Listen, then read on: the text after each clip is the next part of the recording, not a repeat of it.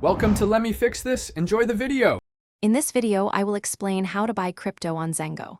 Start by downloading the Zengo app and creating a passwordless account, then complete ID verification to enable purchases.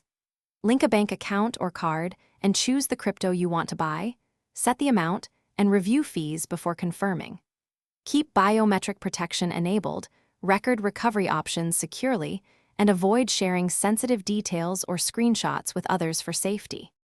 Once your account is ready, connect a funding source like a bank account or card to buy crypto. Choose between bank transfers for lower fees or card payments for speed, then select the token and amount you want. Confirm network and fee details, and authorize the transaction using biometrics or your device security. Keep transaction records and monitor confirmations to ensure your purchase completes successfully in the Zengo app. Protect your assets by storing recovery methods offline and out of sight from others.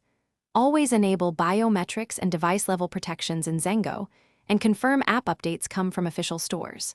When withdrawing, double-check recipient addresses and network choices to avoid mistakes.